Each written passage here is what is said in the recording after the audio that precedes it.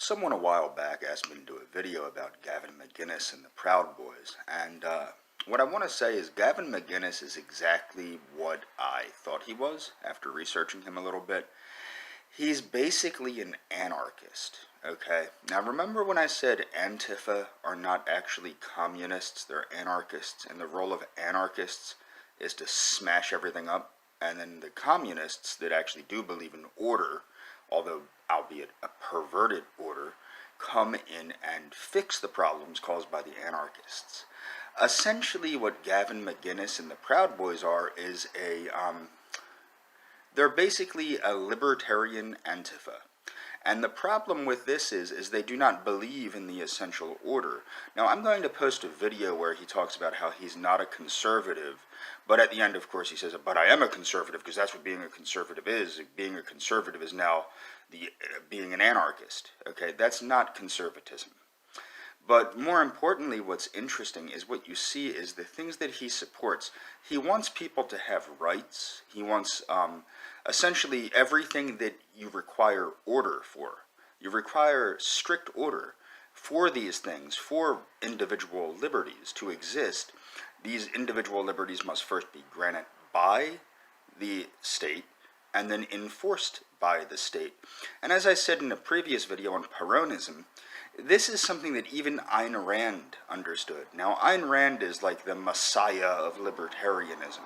But although she did not consider herself a libertarian or a conservative, which I think is very important to point out, but even Ayn Rand understood the importance of a central government, or at least some form of government, to protect the rights of the individual.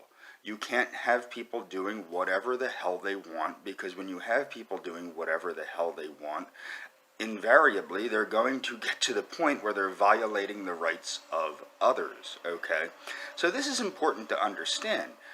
An anarchist, especially a libertarian anarchist that does not believe in any government whatsoever, does run the risk of having a society in which now this is what's funny, they're against people oppressing others, but when you get rid of the order in society, that's exactly what you have. I mean, when you go back to the laws of the jungle, you're basically going to have the strongest and the smartest oppressing the stupidest and the weakest and making them do what they want.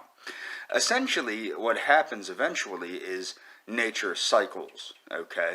But what people need to understand, as human animals, we are highly organized, and we are definitely, we're herd animals, we're tribal animals, and we have this need for social interaction and strict organization to exist. I mean, that is hardwired into humanity. That is why we are a successful species, is because we work together. And somebody like Gavin McInnes, which is basically just a libertarian Antifa, is against the order that society needs to exist. Now what's funny is, in the video I'm going to give a link to in the description, you will see how what he says makes absolutely no sense. And he contradicts himself as he goes. Now this is what happens with libertarians.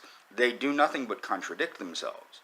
And that's essentially what I think about Gavin McInnes and the Proud Boys. I think they're nothing more than anarchists that are against order and for chaos, and most of them, I think, do it just as a means to live out their fantasies of what it's like to be masculine or chauvinistic or whatever the heck. And they do. They embrace very stereotypical, leftist stereotypical concepts of what Western civilization is to them.